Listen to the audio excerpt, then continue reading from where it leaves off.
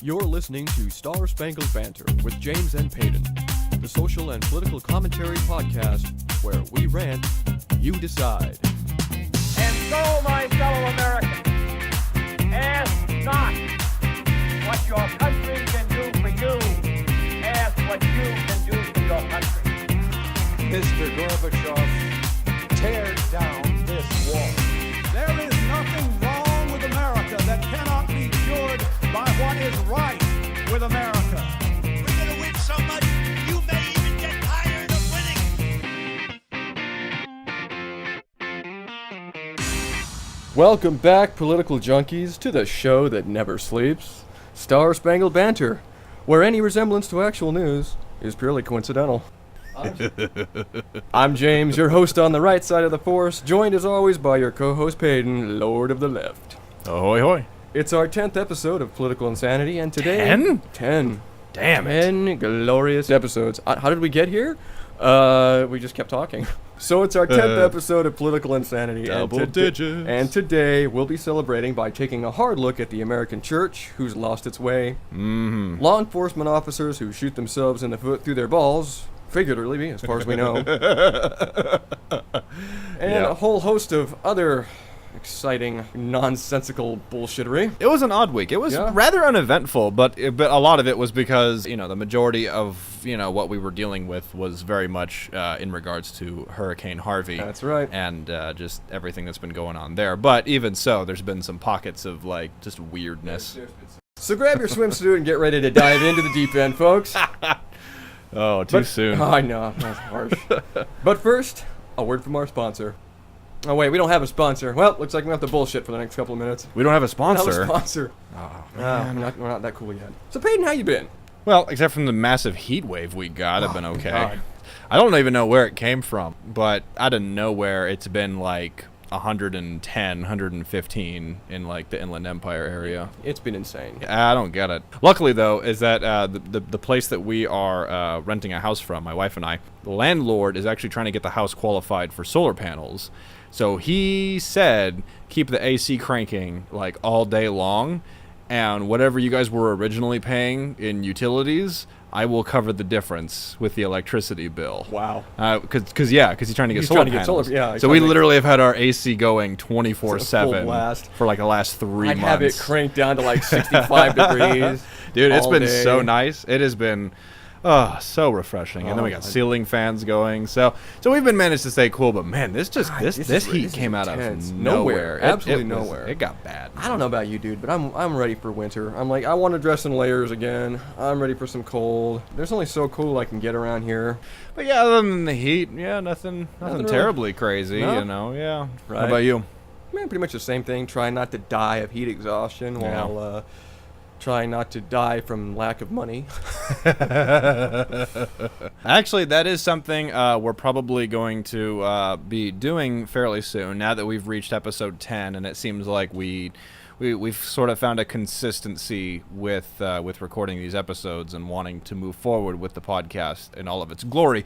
We will most likely be starting up a GoFundMe page, so if you listeners are interested or wanting to be a part of it, again, we're figuring out the logistics with iTunes and Spotify and all that. It's a bigger process than I anticipated, but it's not something that we can't handle. Yeah. But we can handle better with money. Right. It's just taking a lot. Yeah, it's just taking a lot longer, and a lot of that is because of funds. So essentially, the GoFundMe page is if you like our podcast or you want to support us. Maybe if there's ever a fan mail thing that we want to start. Yeah, eventually, I do want to start one. I actually was talking to my wife about it, and I was like, hell, even T-shirts or mugs. T-shirts and mugs, I definitely stuff plan would on be having a lot that. of fun stuff. Yeah, so we'll probably do we'll try to do a pledge type of thing if you want to give us, whatever your heart's desire, Exactly. whatever you feel compelled to give. We're probably going to open that up. Arms of an angel far away. So yeah, if you feel thoroughly entertained and want to keep listening to us go If you don't crazy, feel thoroughly entertained and you want to give us more money so we can entertain you properly, please feel free to do that too. I hate the money stuff. I hate asking for people for money. I feel like all such the a time. mooch because it's like, oh, can you give me more money, please? So keep an eye out for that. We're going to be launching a GoFundMe page fairly soon, and hopefully we'll keep doing what we're doing. If you want to be part of the conversation or have suggestions on how to better the show or anything Feel free. like that, That's why we leave the comments we're here open. for you guys. Like Jerry Maguire once said, help me help you. I was thinking about the other one. You What had was me it? at AIDS. Oh. Wow. Oh. Anyway. All right, so all right, I gotta say this before we move on to anything else. Go for it. I've been recently trying to in getting this thing monetized. I've been sending out some texts and some messages, just trying to grease the wheels. And I gotta tell you, man, time for an episode of What Grinds My Gears.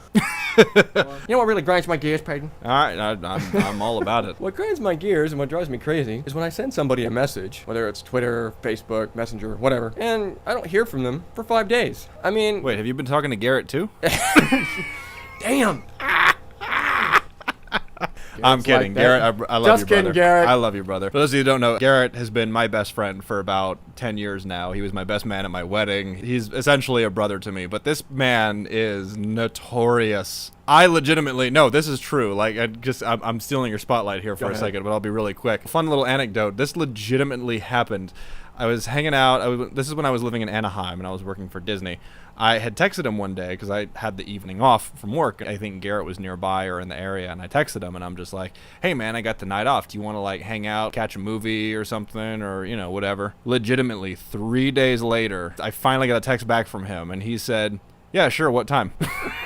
It's been 3 fucking days, man. Should have been like 6 o'clock last Tuesday. Dude, that was 5 years ago. Right? What? Who are you? Oh, This God. isn't Peyton. I changed my I phone number. Who is this? I love you, Garrett, but yeah, I just had to throw But that Congress out is there. quicker. So Yeah. I don't know, dude. I'll send people a text, and I swear I won't hear back from them for 4, 5 days. Now, look, I get it. Okay, you're busy one day, fine, whatever. You didn't get back to me until the next day. All right, whatever. Yeah. This is the 21st century. Most people have their phone practically glued to their hand. I mean, you send me a text, 9.5 times out of 10, I'm gonna see it, and I'm Yeah. gonna see it within a relative good amount of time. Same here. Dude, it seems like I've been sending out texts and messages and whatnot. I'm starting to get a complex, man. I think people don't want to talk to me because like, I'm not hearing back from anybody at No, all. yeah, One no, of the I guys agree. sent out a text to hopefully get some advice to get this podcast up and running. Right. That was last week. I haven't heard God. from the guy yet. I'm like, are you mad at me, bro? What happened? Like, I don't know. So that's just one of yeah. my personal pet peeves. It just seems like when I send out a message or a text, just write me back, man. Just give me a one-liner. It doesn't have to be a book. Just be like, hey, man, sounds good. We'll touch base. Cool, awesome. Yeah. Don't give me a K. If I give you an entire paragraph and you reply with K, I get to come over to your house and kick you in the balls. It's definitely frustrating. I totally get it because it happens a lot. And I know it's not just me. I mean, I'm No, I know. I can be a bit of a dick, but not that bad. I think it's just because we're impatient. Jim and I, work in the entertainment industry, and the problem with the entertainment industry is that if you're not on your phone, you're in trouble. Yeah. You're not working. That's the difficulty, is that's how we're working, that's how we're making money, that's How how we we're get jobs. That's Yeah. how we hear about gigs. That's Exactly. So I think this might be an us problem because Yeah, this is an us problem. we clearly need to be more We need to be more patient. and be more gracious with other people and ourselves. I'm just like, where are you? Where's this? I'm going to get in But- touch with your agent. What the hell? Like, But I definitely agree. I go through a normal day like any other person in the world, and I'm like, every day there's at least a 10 to 15 minute block of time where I'm not doing anything. At least. That I feel like is a good time to just respond and be like, and even Check if your you mail, respond and check just your- be like, let me get back to you. Right. Like, even At least that, acknowledge at that least your message got to acknowledge. you. Think about it this way. Text messaging is definitely like this weird millennial way of speaking face to face. Yeah. It may not be right, but it is what it is. We've accepted it for what it is. Think about it that way. Not responding to a text message in a punctual amount of time. It's like me asking you face to face, hey, Peyton, how you doing today? And you don't respond at all. It's just rude. It'd be Yeah. like, I'd be like, hey, what's up, dude? Nothing. Just nothing. Nothing. I just stare at Staring you. me blankly. I'm Yep. like, oh, well, okay. Cool. Okay. Good talk, bro. Yeah, So, but yeah, no, it's a weird like equivalence to that. And, Wait. and again, like a lot of people are like, oh, well, people shouldn't be glued to their phones, and I'm like, well, but that's but sort they of are. like that's It's yeah. like, they are. It's, That's sort of like the trend that has, Yeah, it just whether evolved. whether it's a good trend or a bad one, a right one or a wrong one, it's here to stay. and I guess we should, as film guys, we should be used to it because there's a thing, listeners, called the Hollywood no, which is basically they don't reply. Yeah. Like, we send out scripts and resumes and whatnot to Hollywood, and 50% of the time, we don't hear anything back. Yeah. And that's pretty much Hollywood going, all right, we don't want to, no. Yeah. That's- The Hollywood that's no Hollywood is no. always, if they don't respond, That's a no. it's a no. Yeah. So, but it drives me crazy because even though we're conditioned and that's our world and we're used to that kind of thing, Yeah. it still drives me crazy that that's their no. It's like, be a Yeah. man. Pull up your Armani pants and have your assistant dial my phone number or text me or email me and be like, hey, dude, thanks, but no thanks. I think it's different because when it's like a producer at some film company, I don't know him. I've never seen that man. Right. I have no idea what he's about. But when it's like, you know, a friend of mine or Yeah. like a sibling or a family member, it's different. Yeah. So I know that person. Yeah, I so know, I'm like, I know what's going on. I know what your day entails. I know exactly, What, you know. You're not out wheeling and dealing, triple figures with Tom Cruise. if I ever like text my brothers, I'm like, you know, hey, how you doing, dude? I won't get a text from them for like a long ass time, and I'm like, what are you nap, you smoke weed, and and you eat Hot Pockets. I mean, what else? Yeah, What and you what go does your and day you entail? work at a golf course. You can't tell me you don't have a little bit of downtime. I feel you, dude. It's frustrating. It's definitely a first world problem, but it's a thing that's always getting to me. Just let me know you're alive. Let me know you're That's alive. All I care Let me about know at you're this alive, so point. I'm not wasting my time. Dang, I don't want to spend my phone bill if you're dead. Exactly. That's why the wife and I upgraded to unlimited. So okay, so would you like to take a break before we segue into politics? Let's just go right into our politic because Alright. this was a big deal over Yeah, the last it couple of definitely days. was. Let's just go right into it, and then we'll break after the politic. Sounds We'll, good, we'll buddy. change it up. We'll change it up. Ooh, this we're doing episode. something different for the 10th episode. What? Oh, we're going crazy. And now it's time for Politic of the Week, the part of our show where we introduce to you a political or social figure who has been particularly stupid in the eyes of the nation. Hold tight, for there's no telling what amount of bullshittery we may encounter next.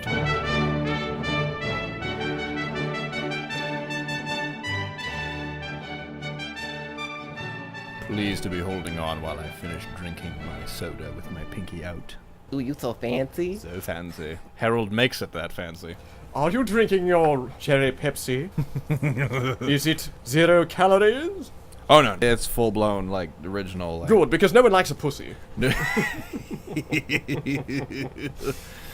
So, for the politic of the week this week, this is going to be kind of fun because I kind of want to make my politic of the week sort of like the anti-politic of the week. Because it seems like the circumstances that surrounded this whole situation, there were so many people that were kind of like in the wrong, per se. It was a huge clusterfuck of just ridiculousness. I'm just going to say it right out. My anti-politic of the week is Nurse Alex Wubbles from the University of Utah. Can I just say, I love that last name. If she was my Wubbles? nurse, I would just feel good automatically.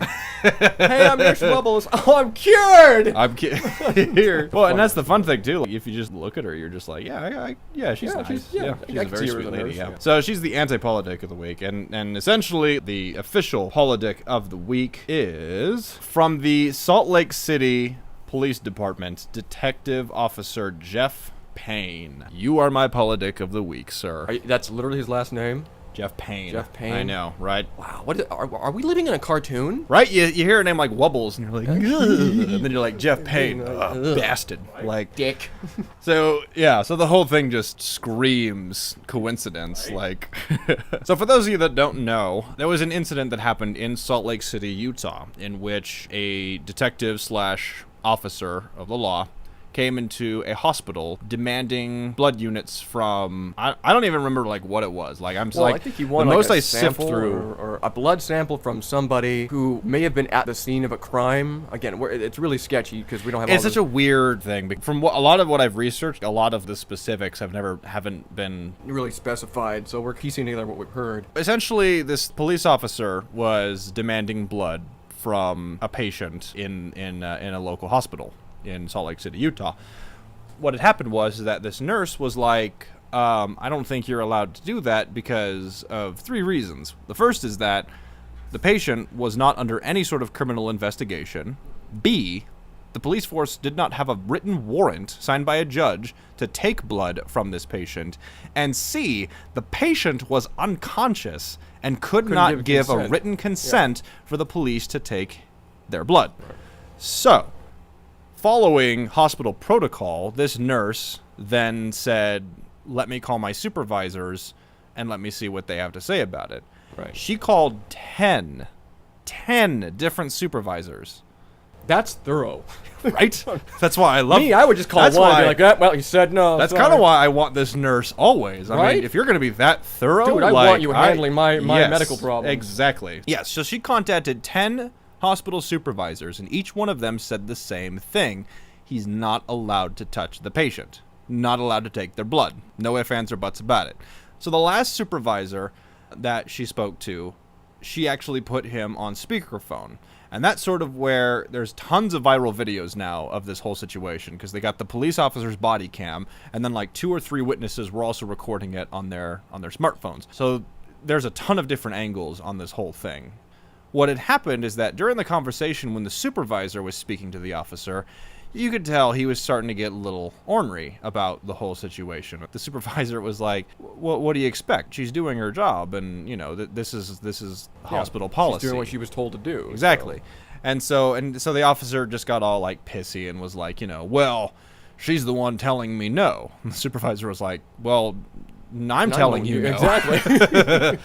And that's the funny thing, is that so far so many people still have no idea why this happened, but essentially this officer snapped Without any warning. It was just... Without it was, any it was warning. Jekyll and Hyde. It was literally... Yeah. Oh, it was like night night and and day difference. We don't even know what happened inside I don't even know if his it's the same brain. officer. Like, after a while, I'm like, is this the same dude? What am I looking Right? It just, at? yeah, it didn't feel like it was the No. same person. So this man snapped and was just like, all right, enough. You're under arrest.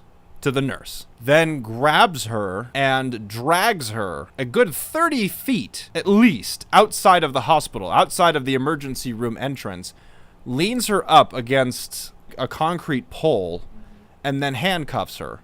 All the while, ER staff are following him like, whoa, whoa, whoa, whoa, whoa, Yeah, what are you doing? basically Like, asking what the heck he's wait, doing. Wait, sir, you can't do this. Like, da-ba-da-da-da, you know. So he placed this nurse under arrest, put her in his car, and she was in his car for, I believe, about 20 minutes, is what they said, before she was finally released. Because I'm assuming administrators showed up. Yeah, pretty And- quickly. I mean, if I was a supervisor and I heard somebody on the other end of the Well, line... that's the thing. The administrator was still on the phone, so when he heard you're under arrest, I'm sure he leapt from his seat Oh, and was yeah. just like, oh, no. Fuck this. I would have Like- gone over there like my ass was on fire. Yeah. Like, The hospital staff really came to this lady's rescue, and I think that was very... It was noble. It was very Credit. noble of them, and I'm very thankful for that. Regardless, she was falsely arrested. Obviously, no charges were filed because she did nothing wrong. Shortly after it had happened, the jurisdiction that he works with placed him on, they suspended him without pay. Okay. Administrative leave. Well, Or this was before This was administrative leave. before the This was just- administrative okay. leave. It could be the same thing, but I don't know, because this article that I'm looking at right now came a couple days after the incident, and then it said he's on administrative leave. So it could be the same. Couldn't lump it all into one. Yeah, they probably phrase. just lumped it into one specific sentence. The whole thing just reeks of just ridiculously. It reeks of incompetency, if nothing. I mean, definitely ridiculousness, but it reeks of incompetency Yeah. because, I mean, dude, a $12 an hour security officer would be able to tell you Yeah. who was in the wrong there. Oh, yeah. I mean, it's when 10 supervisors back you up and go, hey, you're doing your job, there's nothing wrong here, and you got some quick draw McGraw next to you going, you're under arrest, blah, blah, blah, blah, like, But that's what frustrated me, because there were other officers in the ER, plus hospital security was also on location. So there was about 4 different there's different entities around. law enforcement officers within the area. When he grabbed this woman and was like, you're under arrest, they did nothing. Yeah, nobody thought to go, Hang on. objection? Whoa, whoa, whoa, whoa, whoa, whoa, whoa. Yeah. They literally were just, they let it happen. The hospital security let it happen. His fellow officers. I mean, it's just like, are you kidding me? Yeah. Are you Yeah, fucking kidding me? And the exactly. reason why I'm up in arms about this is because, from what I know of police protocol, is that if someone is under arrest, unless they are resisting arrest, then you can use excessive, well, not excessive whatever force. but, I think it's whatever force is determined necessary. but that's only if they are resisting Right. arrest. Clearly, this woman was not resisting arrest, and rightfully so. 'Cause She was there should be completely no arrest. blindsided. Right. She was like, "What?" She literally got tackled NFL style. I mean, Yeah. I'd be a little That's blindsided why. too. That's why I'm frustrated, and why he's the politic of the week is because he didn't just arrest this woman. He grabbed this woman and manhandled her. and intimidated her both verbally Yes. and physically. And I'm dragged like, her come out, then forced her against a concrete pole, then put her in handcuffs. No, if she was under arrest, Stop her, read her rights. read her rights. Put her in the car. That's the other thing too. I don't think he read her. No, he her wasn't. Miranda rights. I didn't hear any rights. Yeah. I didn't see anything. Yeah, I don't believe anyone read her Miranda rights. I don't think so. Half-assed is not good enough. Yeah, No. you could read her rights and still toss her around like a rag doll. You're Yeah. still doing it wrong. You're still doing it You wrong. know? Absolutely. That's why, and I'm going to say this word, and I don't know why no one else is not saying this word, probably because they're too afraid to stir the pot. But you know what? I'll stir the goddamn pot. He assaulted that woman. Yeah. He clearly assaulted that woman. It was assault, and if she got injured, it was assault and battery. Yes, absolutely. Absolutely, yeah. If there was any sort of physical, Now, damage to her body. I don't know what the updates are, but again, to her credit, because it just goes to show how gracious she was being about this whole thing. She's too nice. I haven't heard that she's pressed any charges or gone after the department or anything like that. Yeah. And if she's as nice as I think she is, from what I saw before the whole incident exploded, I would imagine she won't. Well, I she think could. She's she definitely won't. within her rights to do so, just from what we've seen. Right, I believe, but I think she's not going to because, according to this, and this article was released, I believe, yesterday. This is from CBS. They did an interview with the nurse shortly after the incident, and it's not giving me the date, but this all took place on July 26th. So it's been a solid week at least since all of this happened. According to this, after criminal investigation of the case, Officer Payne has been placed on full administrative leave. I'd like to think that with full administrative leave, they're saying, yeah, he's out. He's out. He's completely gone. And I think that's one reason why she's not filing any charges. Because if they suspended him for like a couple of days without pay and then he was back to work, I would absolutely Oh yeah, if it was file a lawsuit. if it was a slap on the wrist and he was back with a shiny new pair of handcuffs, Yeah. I would definitely raise some hell. Oh, yeah. But it sounds like he's getting what's coming to him, and Which, again, I give credit to his jurisdiction or wherever. I give credit to his watch commander and his sergeant and all the superiors above him who basically went, yeah, this ain't good. If there was, per se, a mental, emotional evaluation done on him, I want to know what the hell made him snap like Right. that. What? Because it's like you said, it was Jekyll and Hyde. It was Literally. like instantly. There was no lead up. There was no gradual rise in this officer's demeanor. Right. It was just talking to the supervisors or sort of haggling the supervisor to you're under arrest. Yeah. I just don't get that. I don't get where that change came from. And look, Peyton knows this, and some of our listeners know this, but I'll reiterate. I'm a supporter of law enforcement, but I'm a supporter of responsible law enforcement. Yep. There's a difference between being a responsible law enforcement officer who stays well within the boundaries of the law and respects the citizens within that jurisdiction, Yep. and being a complete Neanderthal and flying off the handle and going berserk on everybody because you have a badge. Yep. That's a different ballgame. It's funny you mentioned Neanderthal because I'm looking at a picture of him too, and he's. Neanderthalic? I'm gonna be a little petty. He looks gross. Damn! Yeah, he might be a Mormon. Who knows? Wow. Oh, I We went just there. lost all 2 of our Mormon listeners. Oh, okay. I'm reading a new article that's been posted about the circumstance. 5 facts you need to know about Detective Jeff Payne.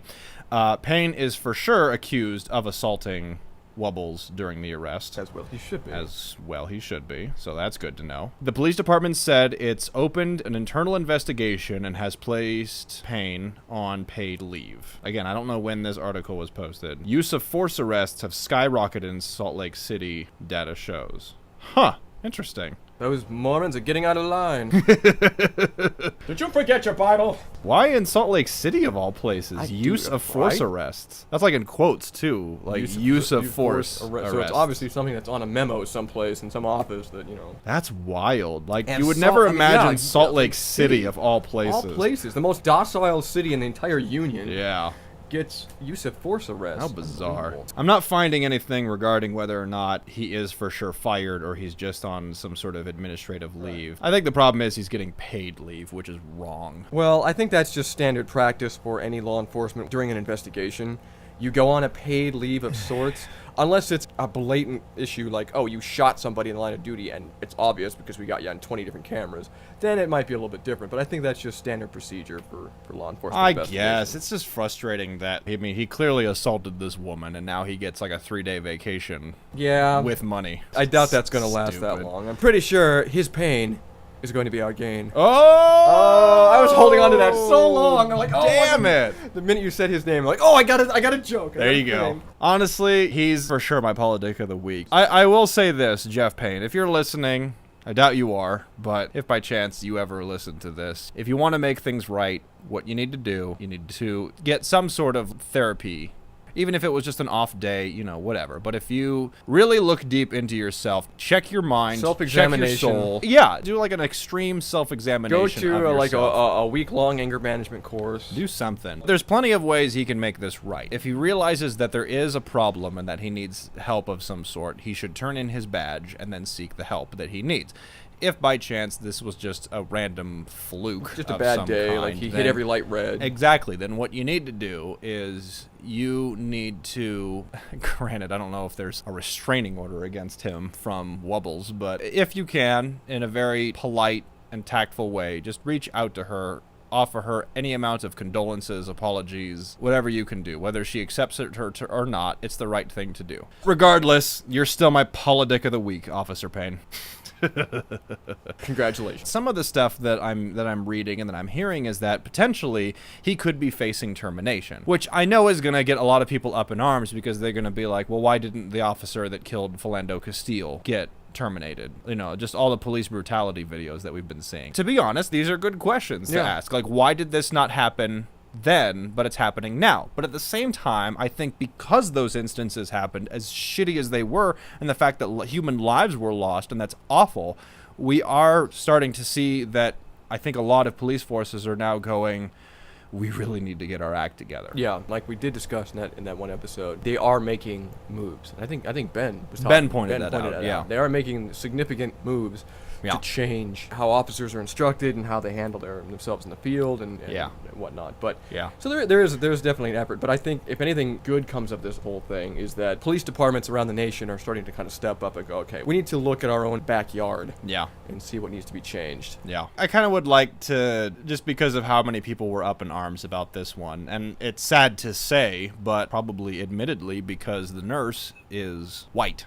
And I hate to admit that, but I'm wondering if that's why even more people are up in arms about it. That they're up in arms that That this happened, and it's... oh, because that we're paying attention to it. Yeah. Okay. Which is shitty. It's I stupid. don't know though, because I want to say that in this day and age, I think we might have heard this whether she was white, black, or otherwise. I mean, Yeah. I think there's enough sensitivity to it now. I think there is too. We would have heard it. But I'm wondering if that is an aspect of it or not, and if it is, I don't know. it sucks. I don't know. I don't want to say it isn't, but I doubt it. I'm open to the possibility of it being a possibility. Which, again, is terrible because one white woman gets physically assaulted and then we, go crazy, but all these black people are dying and very few people bat an eye about it. One black guy gets shot by a cop. No one bats an eye. One white woman gets assaulted and everyone loses their minds. Everyone loses their minds. I mean, the Joker's not wrong. He's not wrong, dude. He's not wrong. It's wrong, but it's he's not wrong.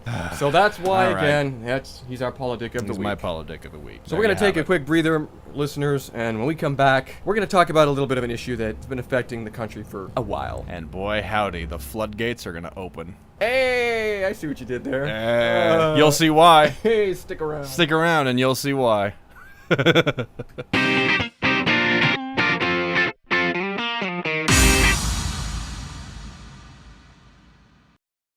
And we're back. Back in black. Sorry. Wait, were you doing AC/DC or were you doing... I was doing ACDs. Oh, okay. I was doing Men in Black. Oh. I think I was doing Men What in if we Black. combine the two? Like the Men in Black theme with ACDC? Do a little mashup? That'd be cool. Back Men in Black. Why does that sound like a porno? That That sounds like a porno. Ew.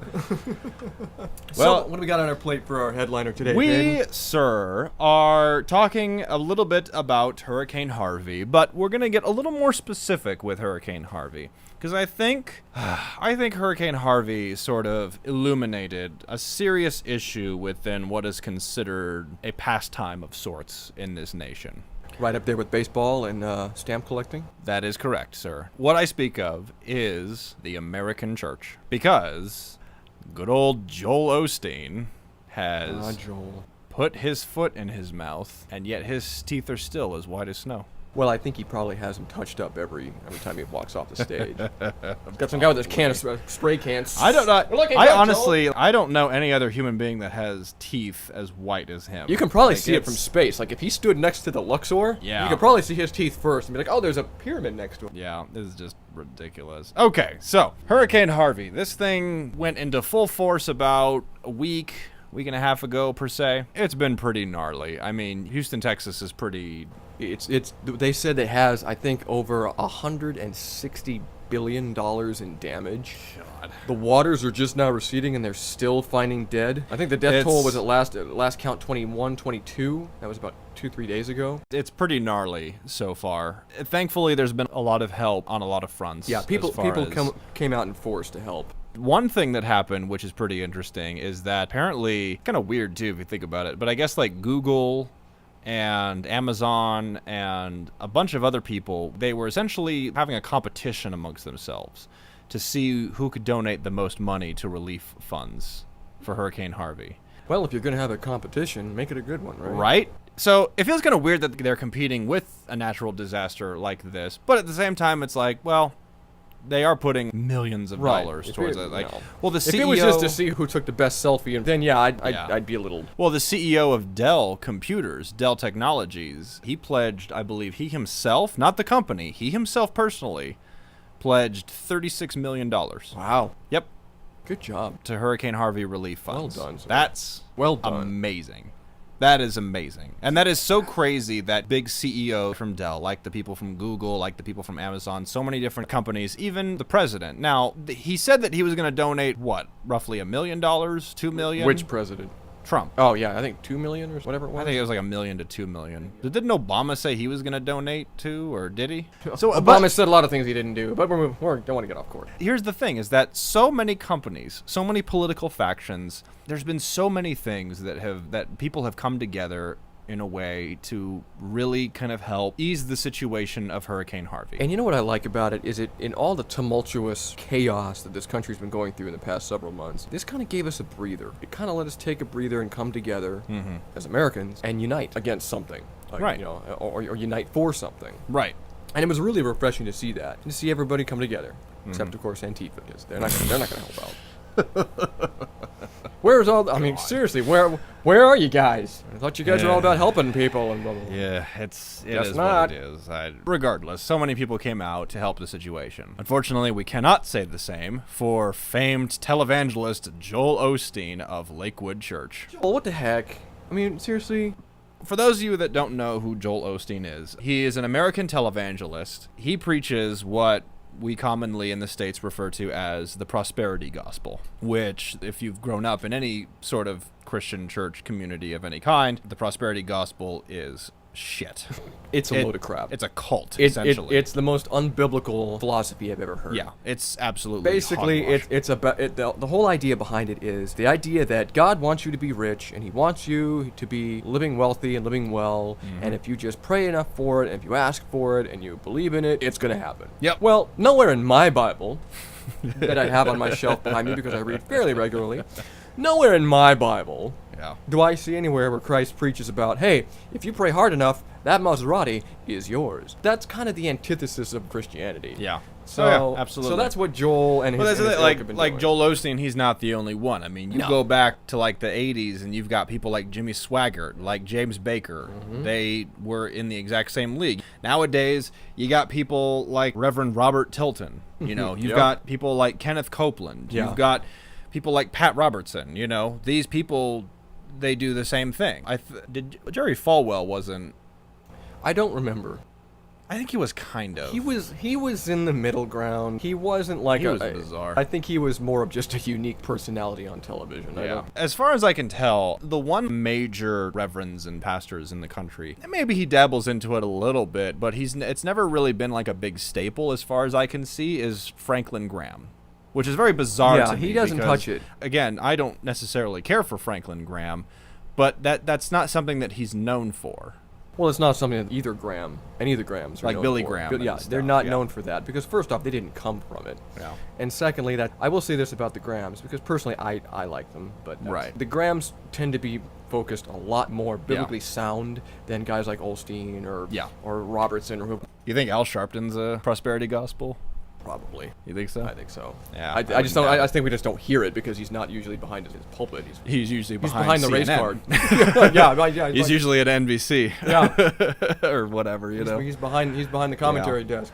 Which is fine, if he wants that to be his pulpit, That that's- rocks your boat, whatever. That is his prerogative, absolutely. But Joel Osteen, what makes him extremely famous is that he's a televangelist who, now I didn't know this, but apparently he bought out the sports arena where the Houston Rockets used to play. Yep. I mean, I knew it was a stadium. I just didn't know that was where the Houston Rockets used to play. I didn't know that I found either. that out today. Doing my research, I found that out today that the Houston Rockets used to play there. But this stadium seats about 17,000 people. Now, we had done some research because what had happened is that when the flood hit Houston, everybody in the world went, oh my gosh, Lakewood Church is perfect. It can house potentially 20,000 people. Yep. And keep them safe from whatever. Or It if could people, house, I'm sure, a good portion of the population of Houston. Right, exactly. Not everybody, but a good sizable chunk. A good sizable chunk. Like if they filled that thing to the brim with people, there would be no problem where we're at right now. But they didn't. The church released a very vague statement regarding the position that they're in and whether or not they can offer relief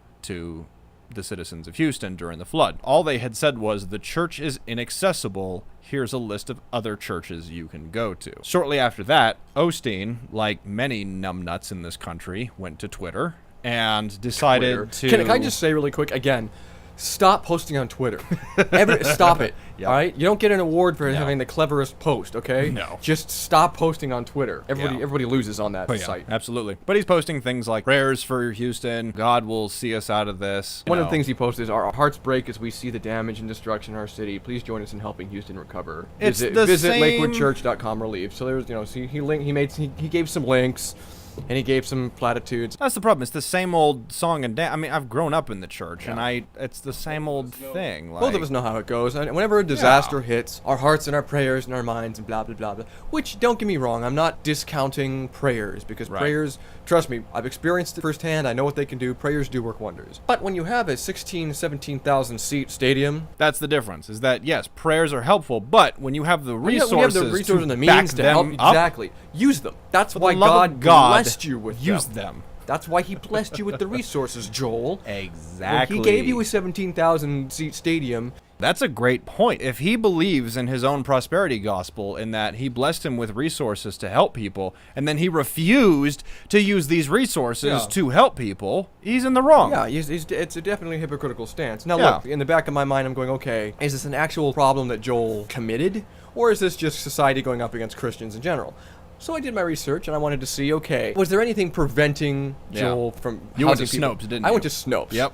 I went to Snopes because I'm like, all right, there's one site that I'm going to go to kind of just cut through all the crap. Snopes is a very Snopes helpful is deterrent when it comes Snopes to has very rarely ever led me sifting. astray. Yeah.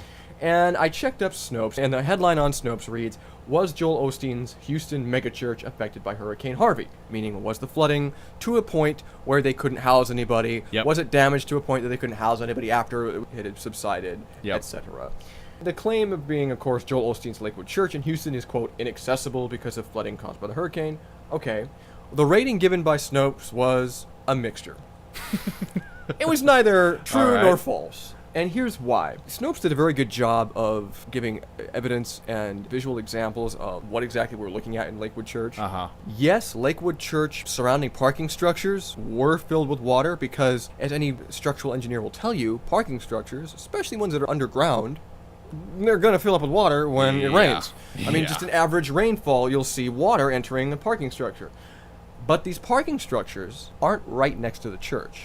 Right. It's not like a parking structure is next to the opening of the church. Snopes then goes on to show some pictures of the actual surrounding church grounds and building itself. Let me see. And can you see it a little bit? Oh my word! Yeah, There's no what the hell? It's like an average rainfall here in California. Are you shitting me? There's about 20 cars parked out here and out front, and there's no flooding here. And according to Snopes, there was no flooding on the roads anywhere around the Lakewood building around 2:20 p.m. that afternoon. So obviously, well into the storm's massive front, there wasn't any significant flooding around this building. Nothing to the point that would prevent people from entering or prevent cars from getting to the building. Son of a bitch. And come to find out later, and you told me that I found this out from you. Yeah. What, about a week, 2 weeks later after the fact, he's holding a full service in this building. Oh yeah, no. This all happened like this last weekend. Okay, so all within the same time frame. So within a week, literally today, he held his first church service since the flooding and since the backlash that there's he got. a video of this service. At least 10,000 10,000 people, and that room is bone dry. Yep. So again, I was telling Peyton, I know when I've had leaks here in the house, they've lasted weeks, a month practically. Yeah. And I'll tell you this much, when there's been a slight leak in the wall, let's say a pipe burst here or whatever, the last thing I'm going to do within the same week is hold a potluck in my kitchen going, well, hey guys, look, God worked a miracle. It's fixed. Like, I'm pretty sure that has never happened to any homeowner. No. You know, literally within the same week. It was just bad marketing. It's bad marketing. Because bad it's publicity. just like, bad publicity. Bad publicity. Because he came out and he said all this stuff, and obviously people from both the right and the left put him on full blast because, again, something that the American Christian Church consistently would like to reiterate to everybody is that we're here to help people. We're here to feed the homeless and shelter the poor and save the children and this and that and this and that. And he did not do a goddamn bit of it. That's what kills me. What kills me is, like you say, when it came time to put your money where your mouth is, and when the rubber was supposed to meet the road, he kind of fluffed everybody off. And I'm like, well, it was ridiculous. Yeah, and that's the problem. After he came on blast, and everybody was like, you bastard, how dare you not do this and da-da-da-da-da-da. Took them days to respond. Now, granted, he could have been out there in the trenches helping. Again, we don't know. We don't know. For some fucking reason, he and his staff refuses to clarify anything regarding this whole if it was situation. my staff and if I was Osteen, I'd want to clarify everything so people would stop and talking to me about it, stop badgering me. I'd be like, look, here's the photos where we were. I was out passing soup to people. Osteen, if you want to utilize Twitter, take a selfie of yourself helping at a soup pull kitchen, somebody out of the water, right, and post that on Post Twitter. it on Twitter. The fact that they're hemming and hawing over this and they're kind of beating around the bush about what it was that they did during this whole time, kind of concerns me. I mean, it's just common sense. If you're putting up a stink about the fact that people are calling you out, prove us wrong. Yep. Prove it. Tell us what you were doing. Just tell me what you were doing. And that's been the problem. He didn't prove anybody wrong. This is also what killed me too, is that I started to see so many posts of people that I know that work for the church, that are staff members of churches around the nation, all posting stuff like, we need to see other sides of this. We need to quit bad-mouthing Joel Osteen. So many people came to his defense. Now, granted, there were a lot of pastors who, were like, what's going on, Joel? What the hell? What's wrong with you? There's actually an open letter that a pastor from, I had posted it a while ago, but I saw it online. Well, I didn't read all of it, but I saw it online. It was a long letter. It was a long letter, but it hit hard. Yeah. He hit some. He was deep. He was pretty. But what I liked about it, though, is that what that pastor did is exactly what, if you read the Bible, Christ calls the Christians to call out other Christians when they stumble. Yep. And that's exactly what this pastor did to Joel Osteen, and I absolutely loved it. He did exactly what the Bible called him to do. And I thought it was a beautifully well-written letter. Yeah. I loved it. Yeah, from one brother to another in Christ, it did exactly what it was supposed to do. Mm-hmm. Yeah, absolutely. But that's been the frustrating thing, is that so many people have come to his defense. But within the same sentences of them defending him, they're going, I don't know why I'm defending Joel Osteen, but I am. And I'm like, then stop defending him! Right? If you don't know why you're defending if you don't know why you're doing anything, that's your conscience going, hey, this is probably not a good idea. Yeah. If I'm sitting up there about ready to jump off my roof with cardboard wings going, I don't know if I should be doing this. Exactly. Like, it's because the that's same the thing. thing. If you are a brother in Christ, like he claims he is. Yeah. And if you're uncomfortable enough in not condemning your brother in Christ, that's the Holy Spirit poking you and going, hey, you should be calling him out and pointing out where he's wrong and bringing him back to the fold, not defending his mistake, which is quite glaring in its complexity. And here's what gets me is literally today, or whenever it was that Joel invited people back into his church for service, is he has the kind of the gall to go, well, here's why I did what I Oh did. man! Here's I why said, we couldn't if let you- anybody into the okay. church. Like, I really... If you get the opportunity, listeners, check out TMZ's article on it, because they actually have a video of him at his first church service this Sunday morning. It was Yeah. literally this morning,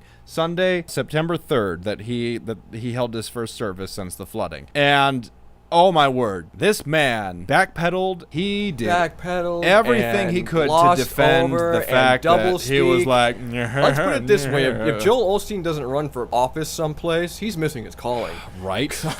Good lord. Dang. You know what was even more disgusting is that when he was like trying to defend the church and he got a standing ovation. 10,000 people gave him a standing ovation because he was doing the right thing. I'm like, fuck off. Yeah. Are you kidding me? No. Absolutely not. That's- the fact that's just the fact sheep. that sanctuary was bone dry. And this is what frustrates me is that, okay, let's just say hypothetically that it is a sports stadium. Therefore, there is a lot of underground basement structural Right. things deep within the ground.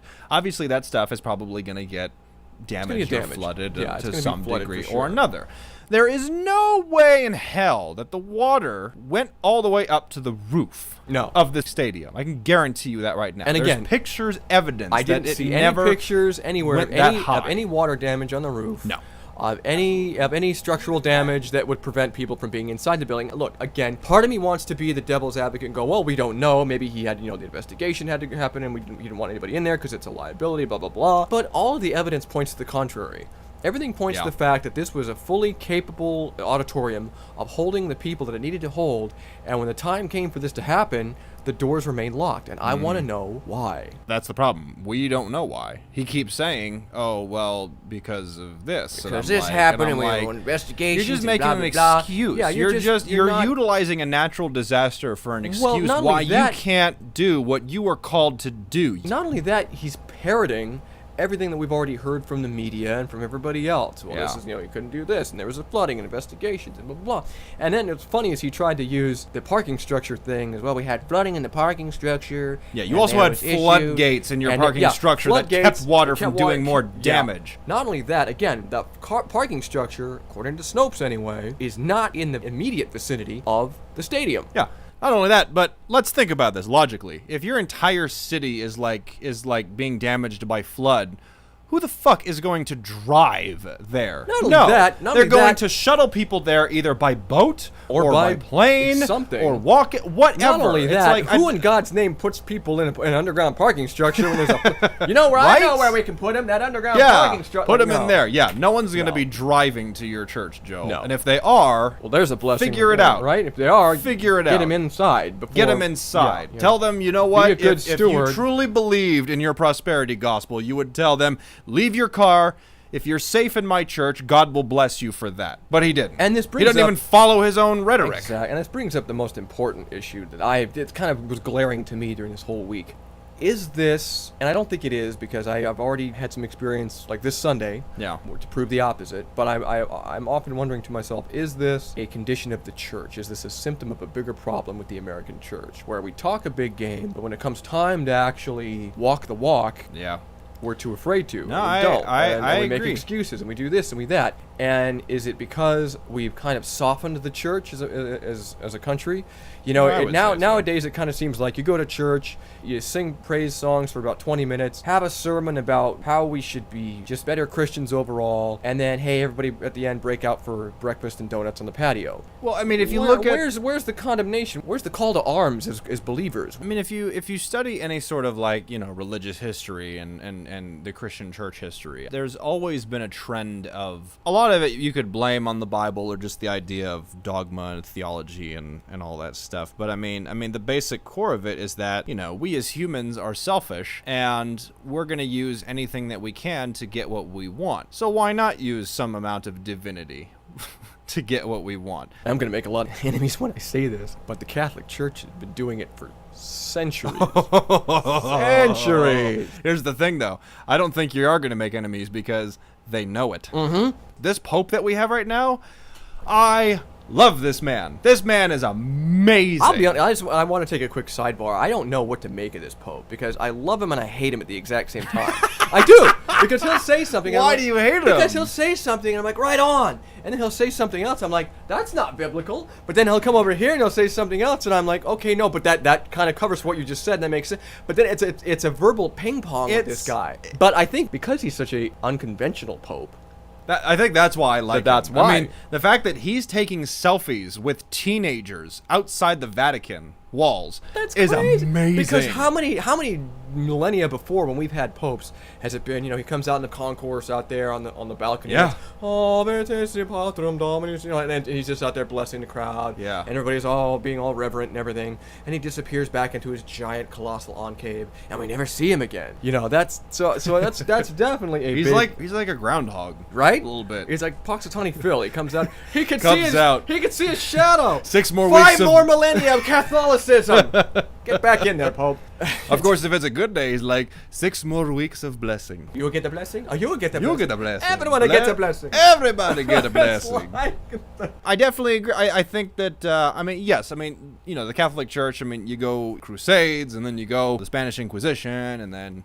So they've definitely used fear to their benefit. And how? No, they don't use fear anymore. They use guilt. Guilt, yeah. Guilt is Guilt. like the big thing in the Catholic Church right now. Like, oh. But I'm a firm believer that every religious faction at one point or another goes through some amount of reformation. The Christian Church has gone through numerous amounts of them. And I've made comment that I actually think a lot of different variations of Islam and factions of the Muslim nation is going through its own reformation currently right I think now. it's been going through its own reformation since it began. It probably Since has, since you Bible know? times, because Yeah. if you look at it, they're always at war with themselves. I don't even think they know what they're Exactly. I don't think they know exactly, what and they're about. that's what's so crazy to me is that we all go through these forms of reformation. I think this new pope, this guy that we've had for a while now, he's definitely been putting the Catholic Church through some sort of reformation. I think it's been helpful. But like I said, I'm 50-50 on the guy, but I think here's the struggle with that, and kind of the specifics when I talk about, people will use any sort of Bible verses or some sort of dogma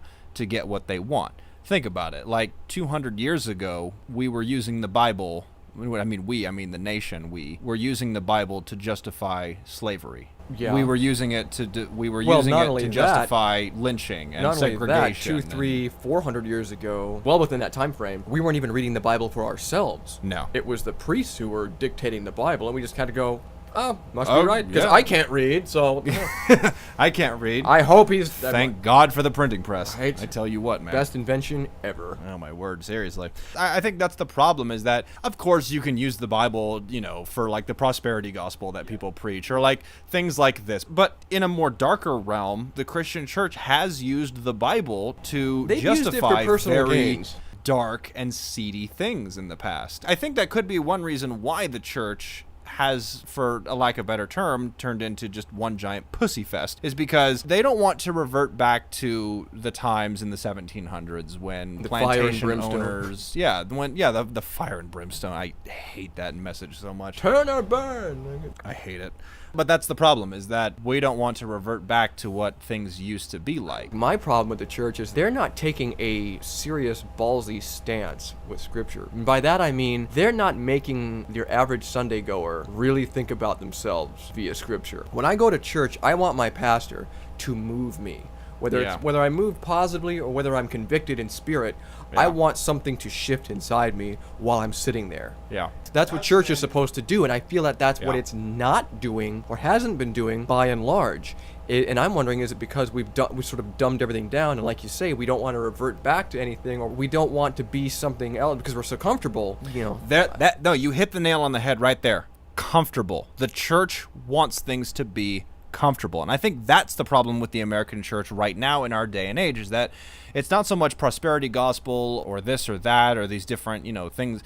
It's just so many Christians that I talk to about just their lives or just anything regarding anything spiritually. I hear the same old.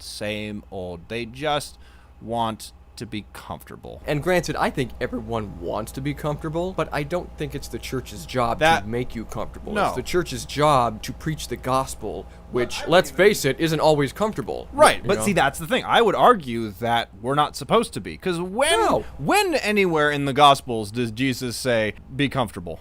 Well, not only that, where in the Gospels does it say, hey, once you become a Christian, it's easy street. It's easy, you- exactly. you know, Yeah, it's smooth it's sailing, smooth sailing from after here that. on out. If anything the rest of your else, life is right? going to be You're on great. a gravy And then train. guess what? It gets It better gets better, because yeah. of heaven. Like, I no, mean, no. he says this world is broken and it is going to screw you over big time. It is going, you know, verbatim. and that's no, why he didn't say that. Well, yeah, but he paraphrased. I don't think Jesus said the world's going to screw you over. No, but it does. But my point to that though is he did say that we are to be in the world but not of it because of that very Yeah. reason. Because look, the world is going to do things that are just, again, antithesis of Scripture. But that being said, we're supposed to rise above the world. We're not supposed to be complacent. We're not Yeah. supposed to be comfortable. We're not Yeah. supposed to go, oh well, it's just another Sunday. And that's I'm what gonna I sit think- here in my Sunday best, read page 57, Psalm 1, and then leave, and then forget about it for the rest of the week. Yeah, and I think that's the biggest struggle with so many people in this nation, especially those that don't go to church on a regular basis. Because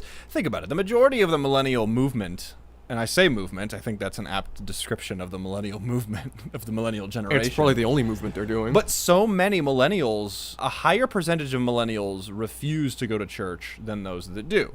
And I think a lot of it, again, is because of a lot of stuff that the church preaches, and a lot of it Well, doesn't make sense. Because they I say think- one thing, and then you read the Bible, and you're like, hang on a minute right here. Well, I you think know? I think it's a twofold thing. One, I think it's just a sort of a cultural shift where it's not cool to be Christian anymore. But I do think the other half of it is they're not being challenged and they're not seeing a consistency in the church, like you're saying. You Yeah, know, I think I agree. think they get there and they go, well, first off, this is all kind of lollipops and gumdrops. This is boring. And Yeah, what boring, I think, is a what good one. you're saying doesn't match up with what's in your book. So what are you doing? What do you do? Yeah, like where are you So supposed no to go? won- no wonder But they're that's been the biggest confused. issue is that instead of these preachers actually reaching out, because that's the other thing too. If you actually look deeply into the scriptures themselves, the identity of Christianity itself is based in a relationship. It's not necessarily a religion per se. We made it a religion because It's a nice little buzzword to kind of collect everything in. well, kind of, because a a lot blanket of statement. humanity prefers ritualism. Well, yeah, we it's prefer pomp and ceremony. like- It's you know, exactly. You know, that's. And I think it really came about during the whole Vatican I era, where Mhm. it was Yeah. you know, Oh, yeah. you go in, you say your 10 Hail Marys, 5 Our Fathers. You know, after you go to confession, come in, listen to the priest preach in Latin when at High Mass, blah blah blah. It's all weirdly very, performance theater. It's if you yeah, think about it is performance theater. It's very You know, much it's very performance theater. And I think that's where they sort of fell into this trap of religion. I'm like, well, it's like you're right. It's not really religion. it's focused on a relationship, but if relationship with Christ. if the relationship aspect is supposed to be your main staple, and then you as like a church leader refuses to create relationships with your community, Yeah, what the hell? That kind of doesn't. It doesn't jive. Yeah. It doesn't match with what you're And preaching. that's the problem, is that so many millennials, they want that. They want community. They want that, but the church is not giving it to And them. that's what kills me when guys like Osteen come out and they do this kind of crap, is it looks bad on Christians everywhere, and it doesn't help the millennials who are on the fence where they go, well, maybe maybe this Christianity thing has a point. Maybe they really are about love and peace and loving people with God's love. Maybe we should look into this. And then Osteen does this kind of thing, or guys like him do this kind of thing, where it really reflects poorly, and then they go, nah, never mind, forget it. Yeah, exactly. Yeah. That's the problem, is that people like Joel Osteen are actually doing the church a disservice in what he says and what he does. Because again, even if his church was not accessible, which I'm thinking is a load of bullshit, Joel Osteen annually makes $10.5 million. Never mind see that number. I don't even know what it looks like. Like, I Yeah. will never see that in my life. $10.5 million. That's insane. And you know the craziest thing about it? Hmm. That is $10.5 million untaxed. That's right. You're right. It is untaxed. Yep. That's Yep. $10.5 million in his pocket straight away. Yep, straight away. He don't have to worry about a fucking thing because they can't tax it. So stupid. But the problem is, he's sitting on $10.5 million. Even if your building is not accessible during the flood, here's what you do, Joel. You take that $10.5 million, you go to Kentucky, you rent Ken Ham's replica model of Noah's Ark, you bring it over to Houston. You go, here you go. And you say, well, my stadium's not available, but look, Noah came to help. right? That's what you and do. You use this as a cool little teaching moment, and you win. Everybody's happy. Of course, you're going to have some far left people that are complaining, oh, it's separation of church and state, blah, blah, blah. But that's a whole different deal. Right? But Who Joel, cares? at least make the effort. If I had 10.5 mil a week in my pocket, Exactly. With as theatrical as this man is, I would go why all not, out. Why I not would take it have up a notch? Fleet of arcs. I'd be like, here. That's the thing. He literally could have rented planes, helicopters, He could have rented boats, out ferries. everything. He could have had tons of He equipment. could have had an armada Because that's what guys like with us, $10.5 million. And I've always said this myself, if I was ever blessed enough, if God ever considered me worthy to bless me with money to be able to do that kind of thing, that's exactly what I would do. In situations where people were needy, whether it was a flood, famine, poverty, whatever. Yeah. Damn it, take what God blesses you with and do something with it. Don't just sit there and go, Exactly. well, we can't let anybody in because there's flooding and stuff. And use God's blessings, Joel. It's the parable of the faithful servant. I mean, come on. Yeah, I'm looking up quotes here, too. After addressing the controversy, Osteen went on to say Harvey was part of a divine plan with things like, quote, God knew that Houston could handle the hurricane and, quote, quit being upset by something you can handle. That doesn't... Okay, whatever. Wait, what? He added, God is in control of the universe, and what he has spoken over your life will come to pass. Again, it's just excuse after excuse after excuse, and I'm like, Joel, people like you are the reason why people won't go to church anymore. Yeah. Okay? When your spirit isn't being fed, you're not going to go to church at all. You're not going to bother. You're not going to bother going, and that's No, the problem. absolutely He's just not. sort of giving the same old line that we've heard from every other big mega church televangelist like him for Also, decades. here's a thought, Joel, and this is not just to Joel, but many people in the church, because a lot of people, for some stupid reason, and I kind of blame our own media for this one, but you know what? If you're not willing to put forth any help to the people of Houston because of flooding or just whatever like that, or you feel like your resources can't be helped, here's a thought. How about you help the millions of people affected by Hurricane Irma, which is just devastating South Asia right now? Yeah, there might not even be a South Asia. Half after- of Bangladesh is underwater right now. I don't even want to go into like what India and other places are going through. The death count so far is at least 1,200 people from Hurricane Irma. Meteorologists are almost calling it Category 6, which is like never heard of. Category 6 is like Wolfgang Peterson style disaster. Yeah, we're talking like Roland Emmerich is about to like just destroy. That's right, the Roland planet Emmerich. now. Wolfgang Peterson was Air Force One. That's a whole different. That's like a fight for your life in a confined space director.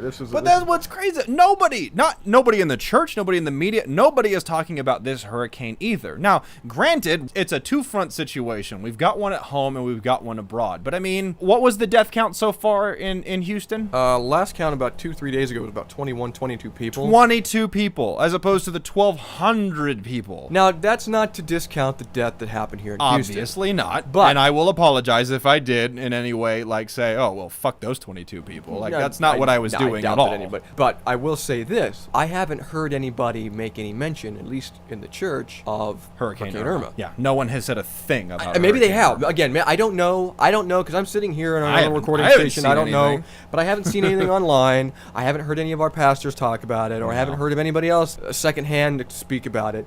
So I don't know. It seems like there's a lot of opportunity to be spreading the good civility and goodwill and good Samaritanship of Christianity and Christians everywhere, and the church is just failing. Yeah. At church this morning, a friend of mine was talking, and he kind of put it into a neat perspective. This wasn't a pastor or anything, but it was a friend of mine that goes to my same church, and he had said, he goes, it's difficult because the conservative in me says one thing, believes one thing, and liberal in me believes the other thing, and the problem is that both are right and both are wrong. It's the constant conflict within our souls of trying to figure out how do we approach the situation. And people keep talking about borders and walls and stuff like this, and he goes, I think it's important that the Christian church erects borders between what is right and what is wrong, what is morally good, what is morally bad. He goes, the difference, however, is that instead of it being a wall, it needs to be a gate. And I was like, oh, it like hit me. I was like, oh, that's good. That's profound.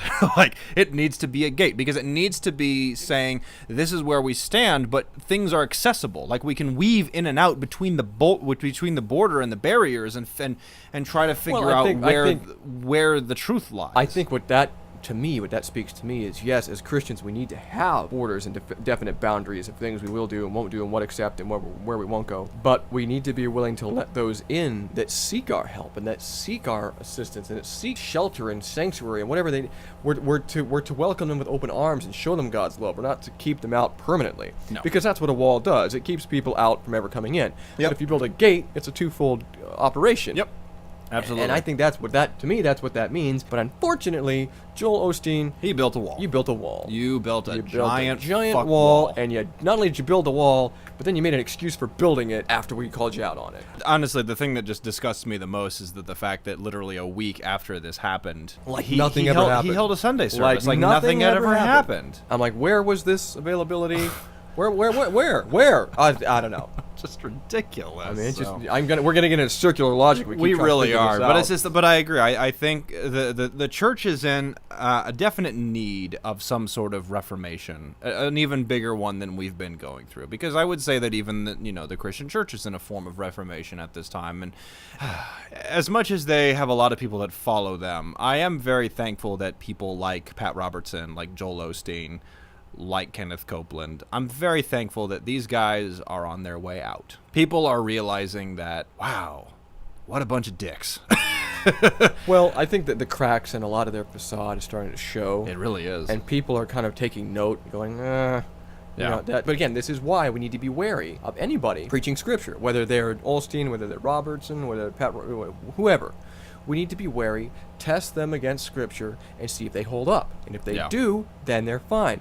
But if they don't, and in Joel's case, obviously, yeah. I didn't need to crack open the Bible. I can already just tell you right now, no. Yeah. No, he's in the wrong. He's in the wrong. The sad part is, I think he is a small symptom of a current problem that needs to be addressed. It needs to be focused, it needs to be addressed, and it needs to be changed. I think if we can end this on a certain note, I would say that, the American church needs to take a really big look at itself and go, these things are important, and if you have the resources, and when I say resources, I mean down to your last pennies.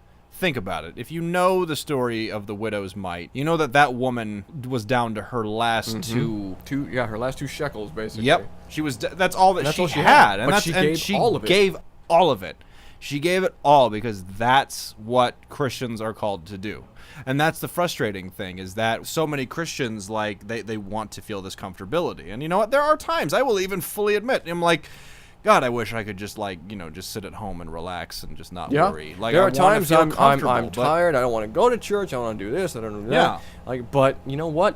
When I go, my spirit is usually fed, and I see what in the areas in my life that need to be addressed. Yep, exactly. And that's the problem, is that the widow's mite story is a beautiful like end cap to this whole situation. Is that she gave everything. Osteen gave nothing. Osteen wasn't even the Pharisee that gave 1 farthing out of everything. So the church just really needs to look at itself. And if I would say, because obviously, Jim and I aren't like, for this episode specifically, this just kind of hit us a little harder because, the American church is such a big staple in the formation of this country and our laws and in a lot of what we say and do, you know. And I think that for us as Americans, it's part of our upbringing. Yeah. And it's part of what we wanted to talk about. But we also don't want this to be a very preachy type of thing. This was just something that happened last week. It happened, and it just happened to coincide with a hot button topic. And again, it was something I just felt that because of what happened, we needed to address it, that, hey, this is not the typical face of Christians. No, not at all. It shouldn't be. But if I may, if any of you listeners are interested, I would say that if you're interested in Christianity but don't know like how to get involved, or if you're more curious about the evolution of the church and what it needs to do and the Reformation movement and all that stuff like that, I'm going to do a shameless plug right here. There's a great podcast called the Bad Christian Podcast. You've heard it, right? I've heard of it. Yeah. It's probably one of the most honest, raw, and real podcasts by Christian guys that I've ever heard. It's hosted by, it's a great podcast. It's hosted by 3 guys. The first guy is, his name is Joey Svensson. He is the head pastor for Seacoast Church in South Carolina. I believe it's in Charleston, South Carolina. But he is the head pastor. He's the first host. The other two hosts are Toby Morrell and Matt Carter, who are the lead singer and guitarist for an indie band called Emery. They've been around since, I believe, 2000, I think. But it's these three guys, and they talk a lot about just the church and just the Christian life and stuff like that. But per its name, the Bad Christian Podcast, I mean, they get pretty raw and pretty real. You know, they'll cuss, they'll say stuff, and they'll say things that they think the church needs to fix or do that Could be controversial. and very much against the status quo of what Right. the American church is. But I think it's very informative, and I think it's been very helpful for me, at least, to see a lot of that. So if you're interested in Christianity, and if you're interested in learning a lot more, I would say check out that podcast, the Bad Christian Podcast. And we'll be sure to put a link on our YouTube yeah, page. we'll try to tag them into it as well. Yeah, so you guys can follow But it. it's a great podcast. I absolutely love it. And finally, as far as another link that we'd like to put on our YouTube page, is we'll probably go ahead and put a link to the Red Cross. If you guys feel compelled to donate to the Red that's a good Cross to idea, help yeah. alleviate the issues in Houston, Yeah. and if you want to donate money, you want to donate time, food, whatever, we'll submit a couple links. One will be to the Red Cross. We'll have a phone number. We'll have a website. And we'll go ahead and link for you, because I think it's important that even when others may fail to take action, we should. We should. No, you're absolutely right, and I think it's a good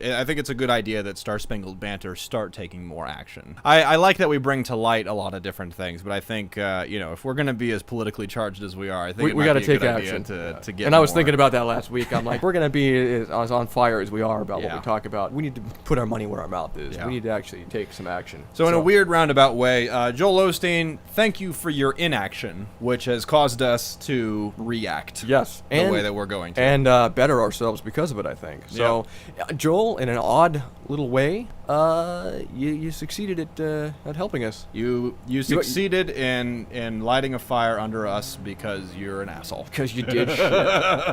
Thanks, Joel.